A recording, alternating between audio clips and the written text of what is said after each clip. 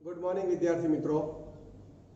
હવે ચેપ્ટર 5 અને 6 આપણે ધોરણ 12 ની અંદર સંપૂર્ણપણે ક્લિયર કરી દીધા, બરાબર, વિથ એમસીક્યુ. હવે આજથી એક બે આપણા લેક્ચર મતલબ કે એ બે જે ચેપ્ટરો છે લેન્ધી હતા, તો સાથે સાથે હવે એક નાના ચેપ્ટરની પણ એક શરૂઆત કરીએ મિત્રો. એ ચેપ્ટર છે મિત્રો માનવ કલ્યાણમાં સૂક્ષ્મ જીવો, ચેપ્ટર 10. હવે અહીંયા હેડિંગ જોતા એવું લાગે માનવ કલ્યાણમાં સૂક્ષ્મ જીવો, એટલે એમ થાય કે માનવને મતલબ મનુષ્યને ફાયદાકારક સૂક્ષ્મ જીવો. અત્યાર સુધી તો આપણે કેવી વાત કરતા આવ્યા કે ભાઈ આ તો ચેપ્ટર 10 છે, અહીંયા ચેપ્ટર 8 ની અંદર પણ એક રોગો વિશે ચર્ચા છે, જેમાં પણ સૂક્ષ્મ જીવો જ આપણા માટે રોગકારક સાબિત થતા હોય છે, બરાબર. આપણે ધોરણ 11 ની અંદર પણ ચેપ્ટર 2, બરાબર, એની અંદર મિત્રો 5 સૃષ્ટિ વર્ગીકરણ પદ્ધતિ અને અલગ અલગ વર્ગીકરણ પદ્ધતિઓનો આપણે અભ્યાસ કરેલો. તો યાદ કરીએ મિત્રો કે 5 સૃષ્ટિ વર્ગીકરણ પદ્ધતિમાં પહેલું જે હતું મિત્રો મોનેરા, બરાબર ને, કે જેની અંદર આદિકોષ કેન્દ્રીય કોષ ધરાવતા જે સૂક્ષ્મ જીવો, બેક્ટેરિયા અને બધાનો સમાવેશ થતો. અમુક એવા પણ હતા કે જેમનો આ સૃષ્ટિઓમાં સમાવેશ જ નહોતો થતો, બરાબર, જેમ કે વાયરસ છે, પ્રિયોન્સ છે, વિરોઇડ્સ છે, યાદ છે ને મિત્રો, બરાબર. પછી સેકન્ડ નંબરે આપણે એમ કહીએ પ્રોટિસ્ટા સમુદાય, તો એની અંદર પેલા એક કોષી સુકોષ કેન્દ્રીય કોષ ધરાવતા પ્રજીવોને બધાનો સમાવેશ થતો, બરાબર. અને ત્રીજા નંબર ઉપર આપણી ફૂગ સૃષ્ટિ હતી, પછી વનસ્પતિ સૃષ્ટિ અને પ્રાણી સૃષ્ટિ.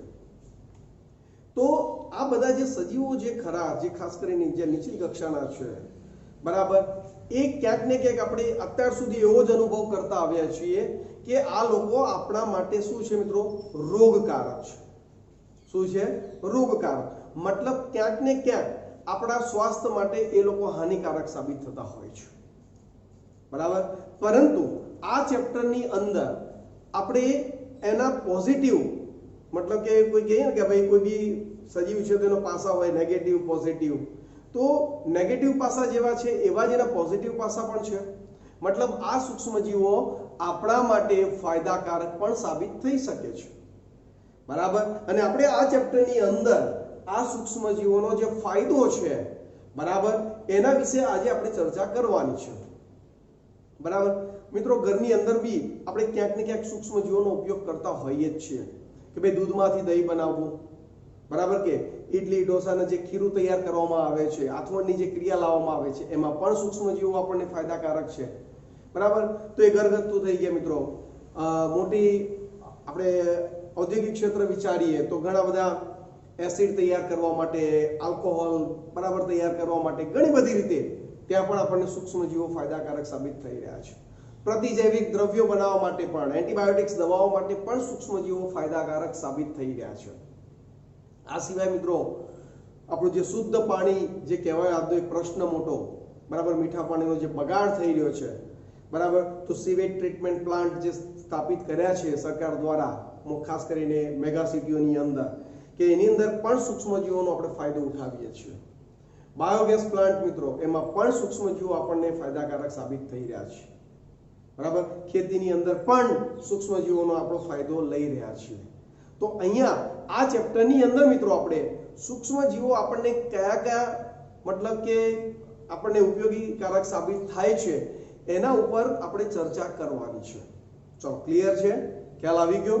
તો આપણે જોઈએ મિત્રો કે સૂક્ષ્મજીવો ક્યાં જોવા મળે, તો દરેક જગ્યાએ એમનો વસવાટ રહેતો જોવા મળે છે મિત્રો. હવા, પાણી, જમીન, ઇવન કોઈ જગ્યાએ જૈવ સ્વરૂપ એટલે કે કોઈ સજીવ વસવાટ કરતો હોય ત્યાં આ સૂક્ષ્મજીવ તો સરળતાથી પોતાનું જીવન ચક્ર પૂર્ણ કરી શકતા હોય છે, બરાબર. મિત્રો આપણે આર્કિયા બેક્ટેરિયા ને બધાનો જોઈ ગયેલા મિત્રો, આર્કિયા ડોમેઇન ને બધા, બરાબર, ધોરણ 11 ની અંદર ચેપ્ટર 2 માં, કે બેક્ટેરિયા એવા વસવાટોમાં પણ રહે છે કે જ્યાં ટેમ્પરેચર 100 સેલ્સિયસ કરતા આજુબાજુ રહેતું હોય મિત્રો, એટલું ઊંચા ટેમ્પરેચરે, બરાબર, અતિ ક્ષાર વાળા વિસ્તારમાં, તો જ્યાં ક્ષારની માત્રા વધારે છે, બરાબર, તો ત્યાં પણ એ વસવાટ કરતા હોય છે.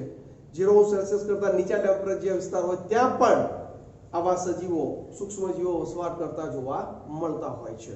મતલબ એમના જીવનની, મતલબ કે એમના શરીરની એવી રચના છે મિત્રો કે અલગ અલગ વસવાટોની અંદર પણ એ પોતાનું જીવન ચક્ર પૂર્ણ કરવા માટે કેવા હોય મિત્રો, સક્ષમ હોય છે, બરાબર.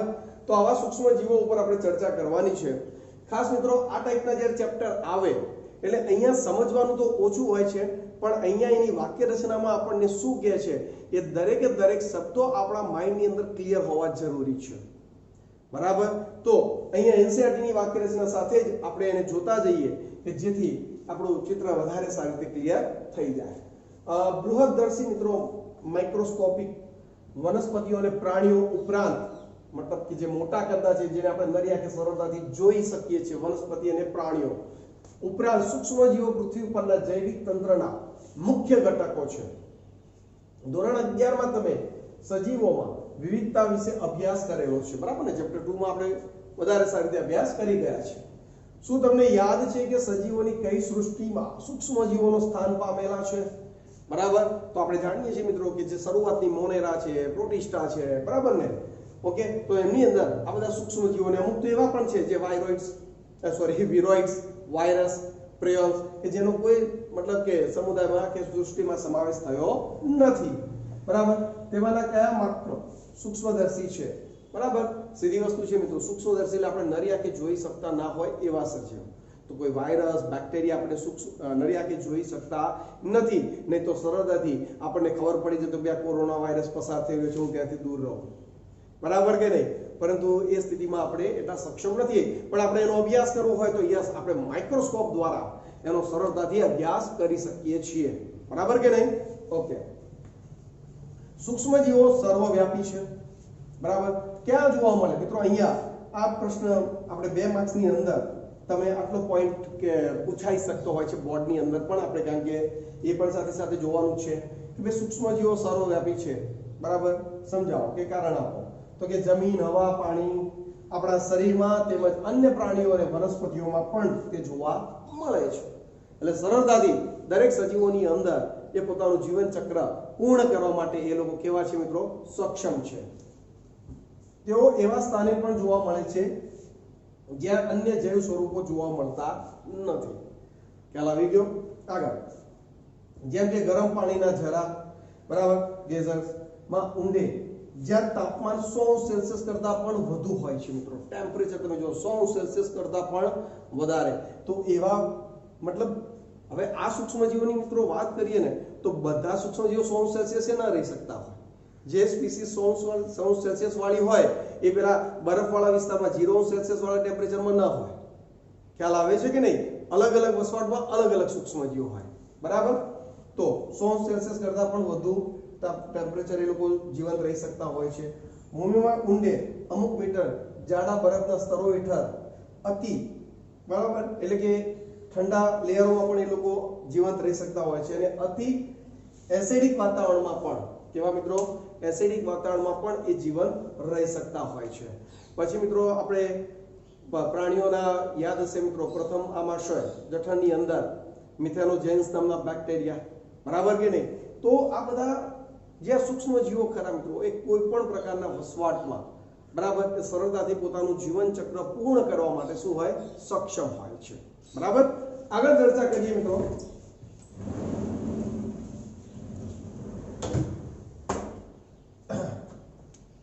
સૂક્ષ્મજીવો વિવિધ પ્રકારના હોય છે. હવે અહીંયા પ્રકાર આપેલા છે મિત્રો. કયા કયા પ્રકારના છે? તો કે પ્રજીવ, બેક્ટેરિયા, ફૂગ અને સૂક્ષ્મદર્શી વનસ્પતિજન્ય, વાયરસ, વિરોઇડ અને પ્રાયોન, બરાબર ને મિત્રો? વાયરસ કે જે પ્રોટીન અને જનીન બંધારણ તરીકે ડીએનએ કાં તો આરએનએ બેમાંથી એક જનીન દ્રવ્ય ધરાવતો હોય.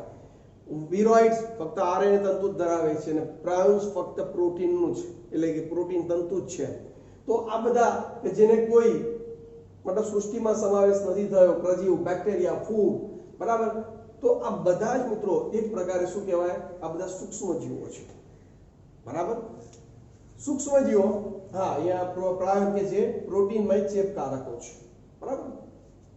સૂક્ષ્મજીવો જેવા કે બેક્ટેરિયા અને ઘણી ફૂગને પોષણયુક્ત માધ્યમમાં તેમની વસાહતો, કોલોનીઝના નિર્માણ માટે ઉછેરવામાં આવે છે, બરાબર. આપણે માધ્યમની અંદર, પેટ્રી ડિશની અંદર સરળતાથી પોષક દ્રવ્ય માધ્યમ પૂરું પાડો અને એની અંદર એક યીસ્ટ, ફૂગ અથવા તો બીજો કોઈ સૂક્ષ્મજીવ દાખલ કરો તો એ પોષક દ્રવ્યોને આધારે એની સંખ્યામાં શું કરે? વધારો કરતા હોય છે, બરાબર. જેને આપણે નરી આંખે જોઈ શકાય છે. મતલબ કે નરી આંખે એક્ચ્યુઅલી જોઈ શકાતું નથી, પરંતુ માઇક્રોસ્કોપની અંદર એના ફોટોગ્રાફ્સને અનેક ગણું વિવર્ધન કરી બરાબર આપણે એને જોઈ શકીએ છીએ બરાબર આવા સંવર્ધિત માધ્યમમાં સૂક્ષ્મજીવોના અભ્યાસ માટે કેવા છે મિત્રો ઉપયોગી છે એટલે સરળતાથી આપણે એનો અભ્યાસ કરવો હોય મિત્રો તો કરી શકાય છે વિદ્યાર્થી મિત્રો હવે આ જે સૂક્ષ્મજીવો જે ખરા બરાબર એનો ફોટોગ્રાફ્સ જે કહી શકાય આપણને બુકની અંદર એનસીઈઆરટી ની અંદર આપેલો છે બરાબર મેં એટલો પરફેક્ટ દોરવાનો નથી મતલબ પ્રયત્ન કર્યો છે કે તમને ખબર પડી જાય બાકી પ્રોપર ફોટોગ્રાફ્સ તો નથી છાપ્યા પરંતુ તમને ખ્યાલ આવી જશે મિત્રો આવા ફોટોગ્રાફ્સ આપણે યાદ રાખવા પડશે રીઝન શું કારણ કે નીટ કે ગુજરાત બોર્ડની એક્ઝામની અંદર પણ એમસીક્યુ બેઝ ગુજકેટની અંદર પણ એ ફોટોગ્રાફ મૂકી અને એ તમને એમસીક્યુ બનાવી શકે છે બરાબર તો આપણે આપણી તૈયારી રાખવી પડે બરાબર તો તમે જુઓ અહીંયા મિત્રો 3 બેક્ટેરિયાનો એક ફોટોગ્રાફ અહીંયા આપેલા છે મિત્રો બરાબર એમાં જો અહીંયા પહેલા દંડાકાર છે એનું વિવર્ધન 1500x આપણને અહીંયા બતાવેલું છે મતલબ કે 1500 ગણું ચિત્ર મોટું કરે ત્યારે આપણને આ ટાઈપના એટલે કદ એમનું જોવા મળતું હોય છે બરાબર ને આપણા માઇક્રોસ્કોપની અંદર પણ મિત્રો 10x 15x એ પ્રકારના આપણા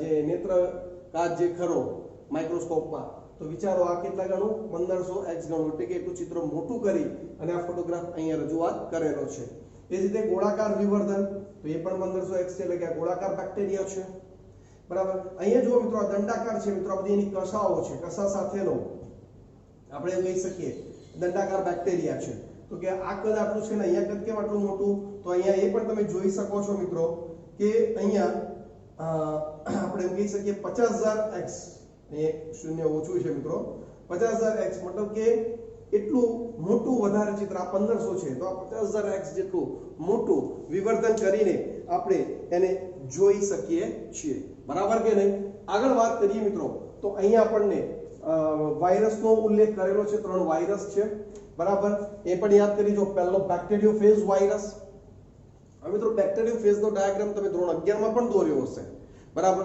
પણ આટલું પરફેક્ટ નામકરણ મતલબ કે બધા જ પોઈન્ટનું એ વખતે ઉલ્લેખ નથી તો આપણે એને ખાસ યાદ રાખીશું કે ટોચનો ભાગ એટલે મિત્રો એને શીર્ષ કહે છે બરાબર પછી કોલરનો વિસ્તાર જોવા મળે છે મિત્રો પછી એનો પૂંછનો વિસ્તાર છે પછી આ વિસ્તારને મિત્રો પ્લેટ કહે છે અને એમાંથી નીકળતા પૂંછ તંતુઓ છે અને તંતુના છેડાના વિસ્તારને મિત્રો અંતિમ તંતુ તરીકે ઓળખવામાં આવે છે તો આ પણ એક ખાસ ડાયાગ્રામ આપણે યાદ રાખીશું બેક્ટેરિયોફેજ વાયરસ બરાબર અહીંયા આ જે ફોટોગ્રાફ્સ છે મિત્રો એ શ્વસનને ચેપગ્રસ્ત કરતા એડિનો વાયરસનો ફોટોગ્રાફ્સ છે મિત્રો શ્વસનને ચેપગ્રસ્ત કરતો એડિનો વાયરસ છે એના પણ ફોટોગ્રાફ્સને ખાસ યાદ રાખજો મિત્રો અહીંયા દંડાકાર ટોબેકો મોઝેઇક વાયરસ TMV બરાબર ને મિત્રો તમાકુમાં કિરમી રોગ માટે જવાબદાર ટોબેકો મોઝેઇક વાયરસ બરાબર ને અને એનું મિત્રો વિવર્ધન તમે જુઓ 1 લાખથી 1.5 લાખ ગણું ચિત્ર વધારે મોટું કરેલું છે ત્યારે આપણે એને આ રીતે નરી આંખે જોઈ શકીએ છીએ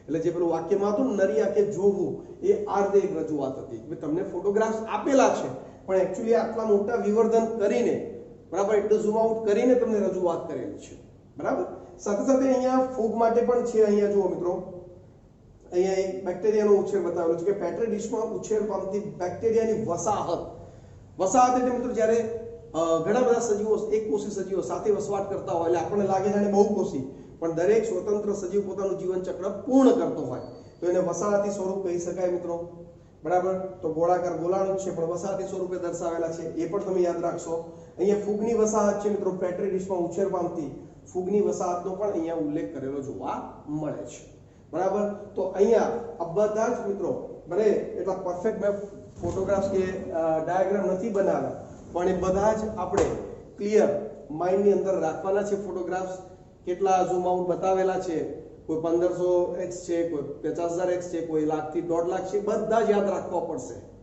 બરાબર કે જેથી જો MCQ પૂછાઈ જાય તો તમને તકલીફ પડે નહીં બરાબર છેલ્લે લાસ્ટ પોઈન્ટ એમાં કે પ્રકરણ 8 માં તમે જોયું કે સૂક્ષ્મજીવો મનુષ્યમાં ઘણા રોગો પ્રેરવા માટે શું છે જવાબદાર છે બરાબર એટલે પ્રકરણ 8 ચર્ચા કરી લઈશું પણ આપણે જાણીએ છીએ કે એવા રોગો વિશે ચર્ચા કરેલી છે તેઓ પ્રાણીઓ અને વનસ્પતિઓમાં પણ રોગો પ્રેરે છે આનો અર્થ એ થતો નથી કે આપણે એવું માની લેવું જોઈએ કે બધા સૂક્ષ્મજીવો કેવા હોય મિત્રો હાનિકારક હોય કેટલાક સૂક્ષ્મજીવો મનુષ્યને વિવિધ રીતે શું છે ઉપયોગી પણ છે બરાબર કે નહીં તો માનવ કલ્યાણ માટે સૂક્ષ્મજીવોના કેટલાક મહત્વપૂર્ણ ફાળા માટે આ પ્રકરણમાં આપણે ચર્ચા કરવાની છે. મતલબ કે અત્યાર સુધી આપણી એક આ પ્રકારની પ્રસ્તાવના જ હતી મિત્રો, એક પ્રકારની શું હતી? પ્રસ્તાવના. બરાબર. હવે આપણે આ સૂક્ષ્મજીવોનો આપણા જીવનની અંદર માનવ કલ્યાણ માટે કેટલો રોલ છે, બરાબર, એનું શું મહત્વ છે, બરાબર, એક એક કરીને આપણે એનો શું કરવો છે? અભ્યાસ કરવાનો છે. ચલો, ક્લિયર? ખ્યાલ આવી ગયો?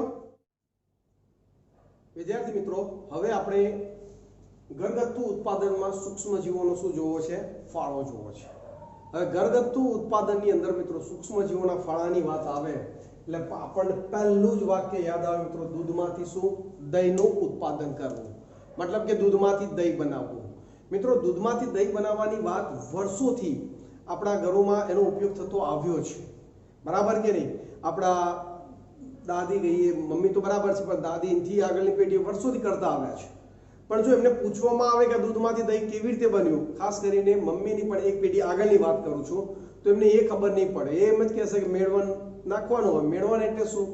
તો કે આગળનો દહીંનો જમાવટનો થોડો ભાગ નિવેશ્ય દ્રવ્ય જે કહેવાય એને એમાં ઉમેરી દો દૂધની અંદર, એટલે દહીં તૈયાર થઈ જાય, બરાબર. પણ મિત્રો, તમે તો જાણો જ છો કે આ બધામાં સૂક્ષ્મજીવો બહુ મહત્વનો ભાગ ભજવતા હોય છે, બરાબર. તો લેક્ટોબેસિલસ બેક્ટેરિયા જે ખરા, અથવા તો લેક્ટિક એસિડ બેક્ટેરિયા LAB, બરાબર કે નહીં મિત્રો?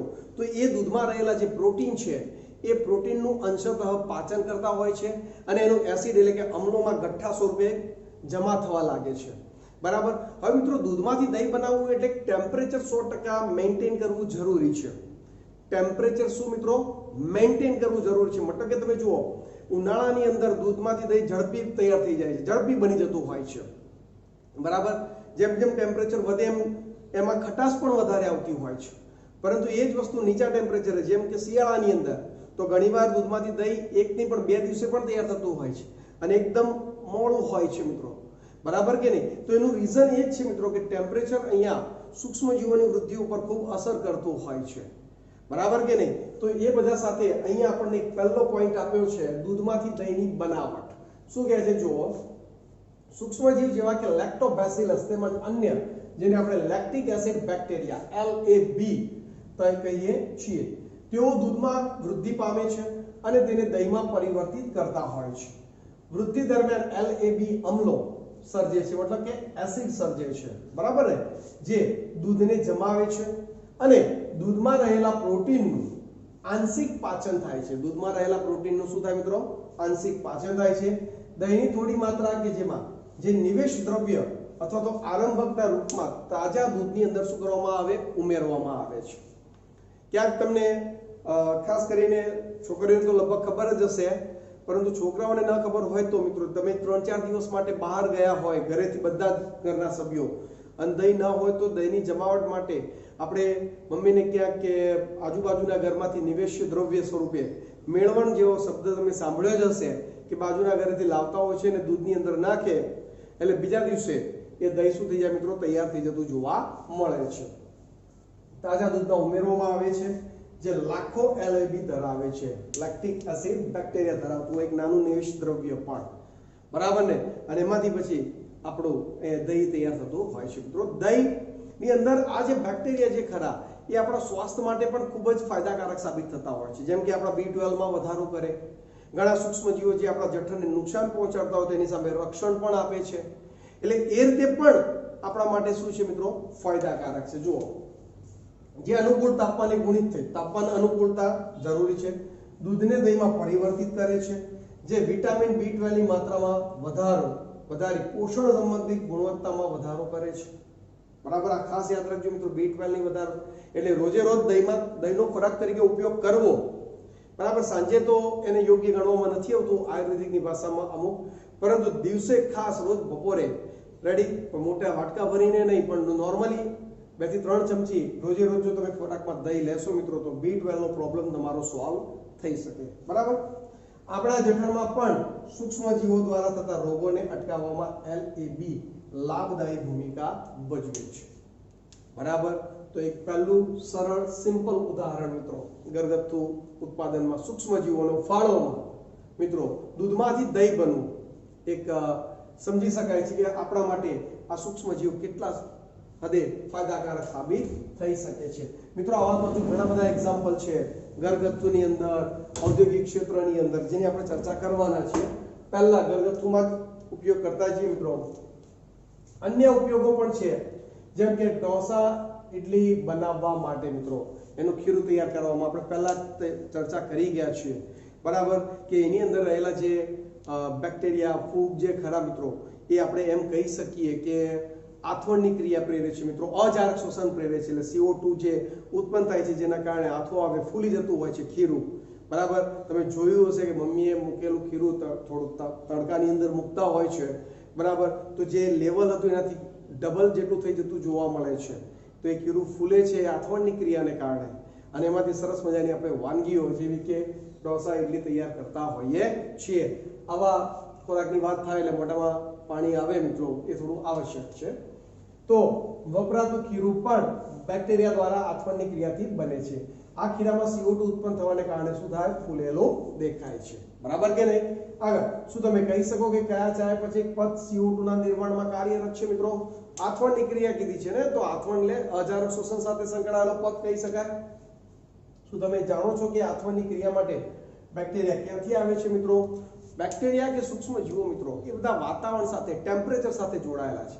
હૂંફાળું, ભેજવાળું યોગ્ય ટેમ્પરેચર પ્રાપ્ત થાય એટલે તરત જ એમની વૃદ્ધિ થતી હોય છે, બરાબર। જો તમે અગાઉથી દાખલ કરશો, જેમ કે આપણે દૂધમાં મેળવણ તરીકે ઉમેરીએ છીએ, બરાબર, લેક્ટિક એસિડ બેક્ટેરિયા, તો એ વૃદ્ધિ ઝડપી થાય છે, બરાબર, બાકી એ ધીરે ધીરે પ્રોસેસ બી થઈ શકે છે, પણ એના માટે પછી સમય લે। ખ્યાલ આવે છે કે નહીં? આગળ બ્રેડ બનાવવા માટે વપરાતા ખીરામાં પણ બ્રેકર્સ યીસ્ટ, મિત્રો ખાસ યાદ રાખજો કઈ યીસ્ટ છે બ્રેડ બનાવવા માટે? બ્રેકર્સ યીસ્ટ, જેનું ઉદાહરણ છે મિત્રો સેકેરોમાઇસિસ સેરેરિસિસ। સેકેરોમાઇસિસ સેરેરિસી આ બેક્ટેરિયા, આ જે ફૂગ ખરી કે જે બ્રેકર્સ યીસ્ટ, બરાબર, જે બ્રેડ બનાવવા માટે કેવી છે મિત્રો? ખૂબ જ ઉપયોગી છે। એનો ઉપયોગ કરીને આથો લાવવામાં આવે છે, બરાબર। આ સિવાય કેટલાક પ્રણાલીગત પીણા અને ખોરાકમાં પણ સૂક્ષ્મજીવો દ્વારા થતો આથવણથી મેળવવામાં આવે છે, બરાબર। તો અમુક પીણા તૈયાર કરવા માટે, પીણાની વાત કરીએ મિત્રો તો દક્ષિણ ભારતમાં પ્રણાલીગત પીણું ટોડી, બરાબર, પીણું પણ જે પામના રસમાં, કયો રસ મિત્રો? પામ નામની જે વનસ્પતિઓ હોય છે એના રસમાં આથવણ લાવીને બનાવવામાં આવે છે। આ સિવાય મિત્રો જોઈએ તો માછલી છે, સોયાબીન, વાંસને પણ આ રીતે આથવણની પ્રક્રિયા કરી એમાંથી આપણે ખાદ્ય સામગ્રી તૈયાર કરી શકીએ છીએ, બરાબર। આપણા જે અથાણા બનાવવામાં આવે છે મિત્રો કેરીના, એમાં પણ આથવણની ક્રિયાનો ઉપયોગ થઈ શકે છે, બરાબર। તો આપણે સમજી શકીએ છીએ કે આથવણનો ઉપયોગ આપણને આ બધા ખોરાક બનાવવામાં કેવો ખૂબ જ ફાયદાકારક સાબિત થતો હોય છે, ને એમાં ઉપયોગ તો આ સૂક્ષ્મજીવોનો થાય છે મિત્રો। હવે થોડું એક ચીઝની અહીંયા ચર્ચા કરેલી છે મિત્રો, ખાસ ચીઝનું નામ આવે એટલે આજની જનરેશનને 100% મોઢામાં પાણી આવે, દહીંમાં આવે કે ના આવે, બરાબર કે નહીં, બ્રેડમાં આવે કે ના આવે, પણ ચીઝની અંદર 100% મોઢામાં પાણી આવે, તો કે આદિ ખાદ્ય પદાર્થ છે તેમાં પણ સૂક્ષ્મજીવોનો શું કરવામાં આવે મિત્રો? ઉપયોગ કરવામાં આવે છે। ચીઝની જુદી જુદી જાત, જેમ કે એની વેરાયટીઓ, બરાબર, તેના પોત, ટેક્સચર, અલગ અલગ લેયરો અંદર હોય મિત્રો, બરાબર ને, અને સુગંધ, ફ્લેવર અને સ્વાદને કારણે ચીઝ કેવું છે મિત્રો? જાણીતું છે, જે તેમાં વપરાતા વિશિષ્ટ સૂક્ષ્મજીવોને લીધે છે। એટલે ચીઝ તૈયાર કરવામાં પણ મિત્રો સૂક્ષ્મજીવોનો મોટા પાયે ઉપયોગ કરવામાં આવે છે। મિત્રો ડિસ્કવરીની કોઈ ચેનલો છે કે જેની અંદર ફૂડ સાથે સંકળાયેલી અમુક પ્રોગ્રામ બતાવતા હોય છે, એની અંદર ચીઝનો તમે પ્રોગ્રામ જોશો મિત્રો, કેટલા મોટા રોલ ચીઝના, બરાબર, જબરજસ્ત આથવણની ક્રિયા દ્વારા બનાવવામાં આવતા હોય છે, બરાબર। તમે જોજો મિત્રો, ખરેખર મજા આવશે, બરાબર। દાખલા તરીકે સ્વિસ ચીઝ, કઈ ચીઝ મિત્રો? સ્વિસ ચીઝ માં જોવા મળતા મોટા કાણા, તેમાં મોટા પ્રમાણમાં સર્જાતા CO2 ને કારણે છે, બરાબર, આથવણની ક્રિયા છે એટલે CO2 નું નિર્માણ થવાનું જ, જે કયા બેક્ટેરિયા છે મિત્રો? પ્રોપિયોનિબેક્ટેરિયમ શર્માની, શર્માની નામ છે, શર્માતા નથી, પ્રોપિયોનિબેક્ટેરિયમ શર્માની, ઇંગ્લિશમાં પણ અહીંયા આપણે આપેલું જ છે, બેક્ટેરિયાને કારણે સર્જાય છે, બરાબર। એટલે સ્વિસ ચીઝ તૈયાર કરવા માટે જે બેક્ટેરિયાનો ઉપયોગ થાય છે એનું નામ શું થઈ ગયું? એટલે કે શું આપેલું છે? પ્રોપિયોનિબેક્ટેરિયમ શર્માની। ખ્યાલ આવે છે કે નહીં?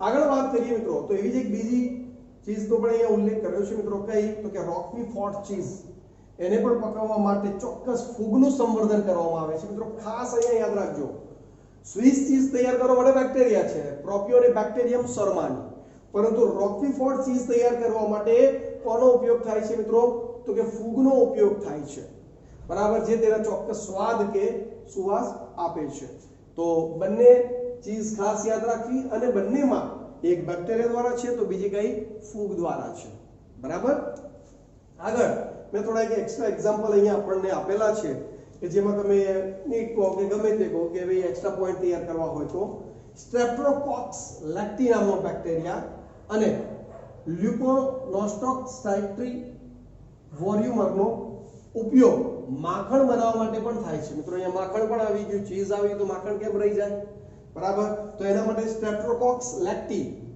અને લ્યુકોનોસ્ટોક્સાઇટ્રી વોર્યુમર નો ઉપયોગ માખણ બનાવવા માટે થાય છે મિત્રો તો આ ફરી બે એક્સ્ટ્રા ઉદાહરણ તમે યાદ રાખી શકો છો માખણમાં આવતી વિશિષ્ટ સુગંધ તેમાં રહેલ ડાયએસિટાઇલને કારણે મિત્રો ખાસ યાદ રાખજો માખણમાં રહેલી જે સુવાસ છે એની અંદર રહેલી ડાયએસિટાઇલને કારણે છે જે સ્ટ્રેપ્ટોકોક્સ દ્વારા ઉત્પન્ન થાય છે કોના દ્વારા મિત્રો સ્ટ્રેપ્ટોકોક્સ બરાબર લેક્ટી જે ખરા બેક્ટેરિયા એના દ્વારા એનું નિર્માણ થતું જોવા મળે છે તો આ રીતે માખણનો ઉપયોગ પણ આપણે એક એક્સ્ટ્રા પોઈન્ટ સ્વરૂપે અહીંયા જોઈ શકીએ છીએ બરાબર એ સિવાય એક ઓર રજૂ ખોરાકનો ઉપયોગ છે મિત્રો યોગર્ટ જે સ્ટ્રેપ્ટોકોક્સ થર્મોફિલસ મિત્રો ખાસ ધ્યાન યાદ રાખજો સ્ટ્રેપ્ટોકોક્સ થર્મોફિલસ અને લેક્ટોબેસિલસ બલ્ગેરિક્સ ના ઉપયોગથી દૂધમાંથી યોગર્ટ બનાવવામાં આવે છે તો એ પણ એક યોગર્ટનો બે બેક્ટેરિયાને તમે યાદ રાખી શકો છો બરાબર આગળ સોરક્રોટ મિત્રો સોરક્રોટમાં વધારે બહુ યાદ રાખવાની જરૂર નથી પણ એટલું યાદ રાખજો સોરક્રોટ એટલે કોબીજનું અથાણું તૈયાર કરવું કોનું મિત્રો કોબીજનું જેમાં મીઠું નાખી દબાણ આપી આથવણ દ્વારા એ તૈયાર કરવામાં આવે છે એટલે કોઈ વાર પૂછાય સોરક્રોટ તો કે કોબીજનું અથાણું બીજું એમાં કોઈ એટલું છે નહીં યોગર્ટની અંદર યાદ રાખો સ્ટ્રેપ્ટોકોક્સ થર્મોફિલસ બેક્ટેરિયાને લેક્ટોબેસિલસ બલ્ગેરિક્સ તમે યાદ રાખી શકો છો જે દૂધમાંથી તૈયાર થાય છે અને માખણ બનાવવા માટે મિત્રો સ્ટ્રેપ્ટોકોક્સ લેક્ટી અને લ્યુકોનોસ્ટોક્સાઇટ્રી વોર્યુમર નો ઉપયોગ થાય છે તો આ બધા એક્ઝામ્પલ છે થોડા એક્સ્ટ્રા જે તમે તૈયાર કરી શકો છો અને માખણની અંદર જે એની સુવાસ કે સુગંધ જે છે મિત્રો એ ડાયએસિટાઇલને કારણે મળે છે બરાબર તો અહીંયા ઘરગથ્થુ ઉપયોગ સૂક્ષ્મજીવોનો પૂર્ણ થાય છે મિત્રો અહીંયા એક વસ્તુ ખાસ તમારે યાદ રાખવાની છે આ ચેપ્ટરની અંદર કોન્સેપ્ટ વાળું બહુ ખાસ ટોપિક છે નહીં બરાબર પણ તમારે બધા એક્ઝામ્પલ ઉદાહરણ એટલા બધા છે કે તમારે એને પરફેક્ટ તૈયાર કરવા પડશે બરાબર તો એ કામ વ્યવસ્થિત કરશો તો આ ચેપ્ટરમાં તમને બહુ વાંધો આવશે નહીં ચલો ક્લિયર છે ઓકે તો આવતીકાલે નવા ટોપિક સાથે પાછી ચર્ચા કરીશું ઓકે